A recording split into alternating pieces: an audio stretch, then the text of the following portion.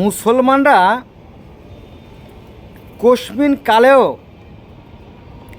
আলোর মুখ দেখতে পারবে না, কারণ এরা প্রচণ্ড লোভী, ভয়ঙ্কর লোভী।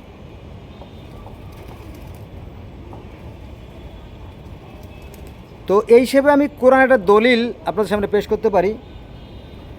কোরআনে বলা আছে যে যদি তোমরা কোনো কথা শোনো তাহলে সেই বিষয়টাকে যাচাই বাছাই না করে যদি তোমরা বিশ্বাস করে ফেলো, সেটা হবে মিথ্যারই নামান্তর। অর্থাৎ কেউ কিছু বললেই সেটা বিশ্বাস করা যাবে না।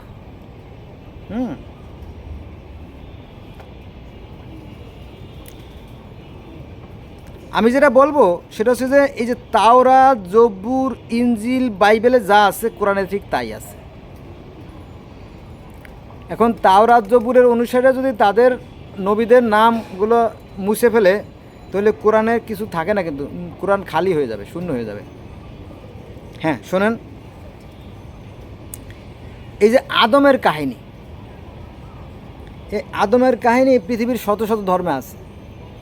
ওই গিলগেমেশেও মাটি দিয়ে মানুষ তৈরির কথা বলা আছে, মিশরীয় ধর্মে মাটি দিয়ে মানুষ তৈরির কথা বলা আছে, সনাতন ধর্মে মাটি দিয়ে মানুষ তৈরির কথা বলা আছে, ইহুদি ধর্ম, খ্রিস্টান ধর্ম মাটি দিয়ে মানুষ তৈরির কথা বলা আছে, পার্সি ধর্মে মাটি দিয়ে মানুষ তৈরির কথা বলা আছে, একই তো কথা। এমনকি গ্রিক ধর্মে মাটি দিয়ে মানুষ তৈরির কথা বলা আছে, তাই না? আর ইসলাম ধর্মে মাটি দিয়ে মানুষ তৈরির কথা বলা, তো সমস্যাটা কোথায়? একই তো। তো দেখেন যে মুসলমানরা যাকে বলে আদম, হিন্দুরা তাকে বলে মনু, আর ইহুদি খ্রিস্টান বলে অ্যাডাম, একই ব্যক্তি। তারপরে এই যে মুসা আলাইহিস সালাম, এই মুসা আলাইহিস সালামকে ইহুদিরা বলে মসি, খ্রিস্টানরা বলে মোজেস, আর মুসলমানরা বলে মুসা, আর হিন্দুরা বলে কৃষ্ণ, একই। আমার ভিডিও আছে, দেখেন, যিনি মুসা তিনিই কৃষ্ণ, আর যিনি কৃষ্ণ মুসা। দেখেন, এটা কিন্তু আপনি পাবেন না, জটিল, এটা কিন্তু দুর্ভেদ্য। এটা এই ভেদটা বের করা সবার পক্ষে সম্ভব না। যাক, তারপরে হারুন, তাই না? মুসার সাথে একজন হেল্পিং হ্যান্ড ছিল, সেটা হচ্ছে হারুন। আর কৃষ্ণের সাথে একজন হেল্পিং হ্যান্ড ছিল, সেটা হচ্ছে কিরা? অর্জুন।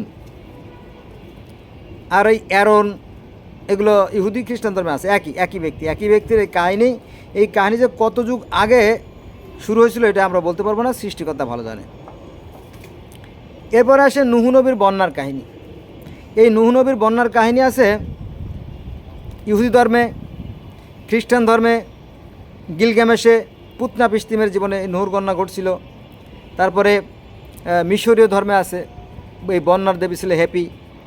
তাহলে এই বন্যার কাহিনীটা, গ্রিক ধর্মে বন্যার কাহিনী আছে, অসংখ্য ধর্মে এইগুলো আছে।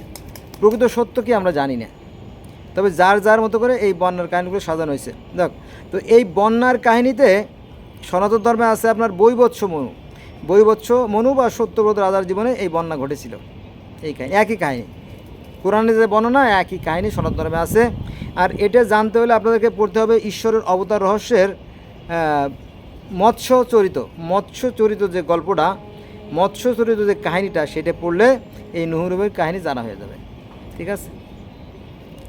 তাহলে এই নুহ নবীর বন্যার যে কাহিনী, এটা আমেরিকার অ্যাজটেক ধর্ম, মায়ান ধর্ম, গ্রিক ধর্ম, রোমান ধর্ম, তারপরে আপনার চীনের যে চৈনিক ধর্ম, ইহুদি, খ্রিস্টান, হ্যাঁ, পৃথিবীর অসংখ্য ধর্মে এই বন্যার কাহিনী আছে।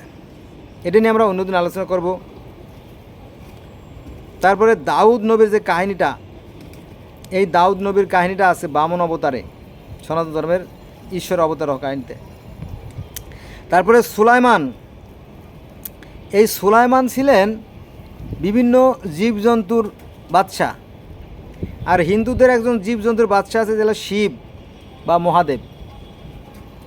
হিন্দুদের একটা হয়, মহাদেবের যখন পূজা হয় তখন দেখবেন যে তার নীলকণ্ঠ, আর তার গলা একটা সাপ, তার শরীরে হরিণের চামড়া, পরনে বাঘের চামড়া, এরকম আর কি। তার সামনে বিভিন্ন ধরনের জীবজন্তু, গরু, ছাগল, হাঁস, মুরগি, সব কিছু আছে। তো এই যে সুলাইমান, এই সুলাইমানকেই হিন্দুরা বলে শিব বা পশুপতি, আর মুসলমানরা বলে সুলাইমান, আর ইহুদি খ্রিস্টান বলে সলোমন। একই কাহিনী যদি আপনারা দেখতেন। এরপরে আসেন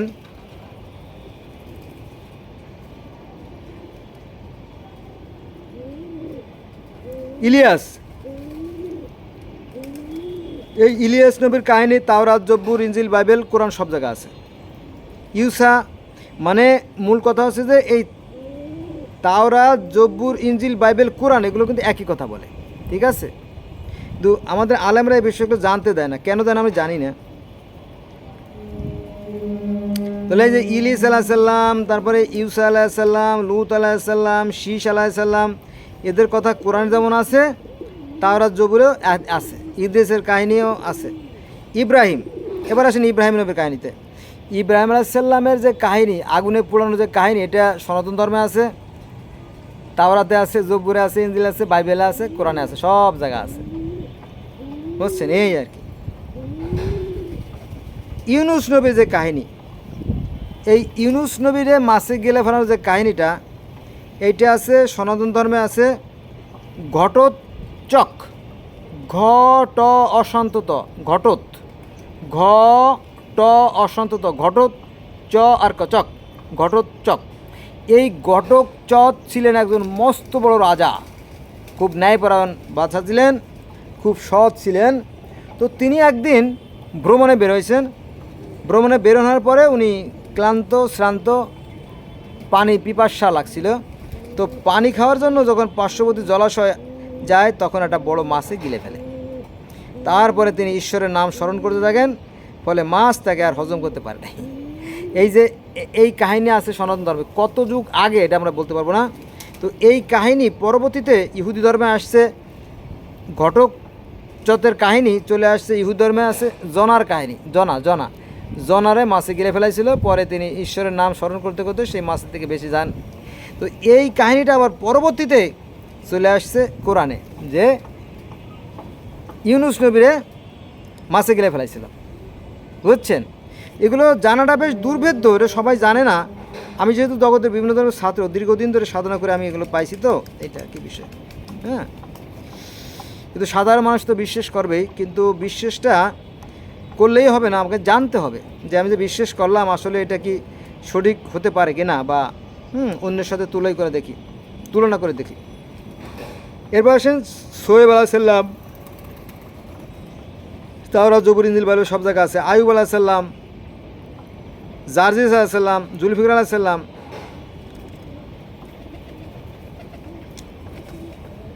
এগুলো তিন ধর্মে প্রায় এক। তাওরাত, জবুর, ইনজিল, বাইবেল, কোরআনে এক, ঠিক আছে। তো এইভাবে বাইবেলে যে 25 জন নবীর কথা বলা আছে, সেই কথা একই তো কোরআনে আছে, তাহলে সমস্যা কি?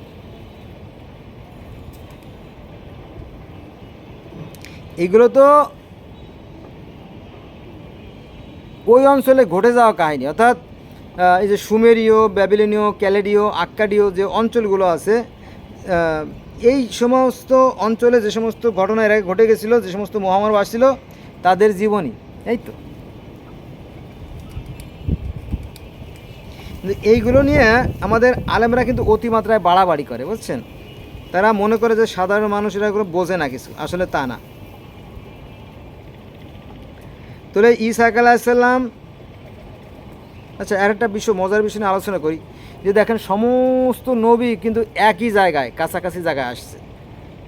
যেমন আদম আলাইহিসসালাম শ্রীলঙ্কা, মুসা আলাইহিসসালাম মিশরে, হারুন আলাইহিসসালাম মিশরে, নূহ আলাইহিসসালাম জর্দানে, দাউদ আলাইহিসসালাম জর্দানে, সুলাইমান আলাইহিসসালাম জর্দানে, ইলিয়াস আলাইহিসসালাম জর্দানে, ঈসা আলাইহিসসালাম জর্দানে, লুত আলাইহিসসালাম জর্দানে, শীষ আলাইহিসসালাম ইরাকে, ইদ্রিস আলাইহিসসালাম ইরাকে, ইব্রাহিম আলাইহিসসালাম ইরাকে, ইউনুস আলাইহিসসালাম ইরাকে, সোহেব আলাইহিসসালাম ইরাকে, আইয়ুব আলাইহিসসালাম সিরিয়ায়, জার্জ আলাইহিসসালাম সিরিয়ায়, জুলফিকার আলাইহিসসালাম দামেশকে, হাবিলের কবর দামেশকে। তারপরে ইসাক আলাইহিসসালাম ফিলিস্তিন, ইয়াকুব আলাইহিসসালাম ফিলিস্তিন, ইউসুফ আলাইহিসসালাম ফিলিস্তিন, ইয়াহিয়া আলাইহিসসালাম ফিলিস্তিন, জাকারিয়া আলাইহিসসালাম ফিলিস্তিন, ঈসা আলাইহিসসালাম ফিলিস্তিন, ইউসা আলাইহিসসালাম ফিলিস্তিন। তারপরে আসে আপনার সালেহ আলাইহিসসালাম লেবানন, হুদ আলাইহিসসালাম ইয়েমেন, খিজির আলাইহিসসালাম ইয়েমেন, ইউসা ইবনে নুন ওই অঞ্চল, ইলিয়াস খিজির, তারপরে ইদ্রিস ঈসা আকাশে, ইসমাইল সৌদির কাবা, নবী মোহাম্মদ ওই সৌদি আরব। এই তারপরে আছে হজরত হেস্কিল এবং হজরত হানজালা, এরা সব মধ্যপ্রাচ্যে, মানে ওই ইউরোপ কান্ট্রিতে এক জায়গা আল্লাহ দিছেন। তো আল্লাহ কি অন্য অন্য জায়গা দেখেন নাই? আমি জানি না ব্যাপারটা, আল্লাহর সাথে কোনো পাল্লা নাই। মোট কথা আরব এবং তার পার্শ্ববর্তী অঞ্চলে যে সমস্ত ঘটে যাওয়া যে সমস্ত কাহিনীগুলো, সেটা নিয়েই মূলত এই হাদিস কোরআন লেখা। ঠিক আছে, সাধারণ মানুষ এগুলো বুঝতে পারে না, ফলে এই সমস্যারও সমাধান হয় না। তো বন্ধুরা, আজকে মতো হলো না, শুভকামনা সবার জন্য। একই কাহিনী বিভিন্ন ধর্মে ফটোকপি হয়ে গেছে। ঠিক আছে, আপনি যাচাই করে দেখতে পারেন। ধন্যবাদ সবাইকে।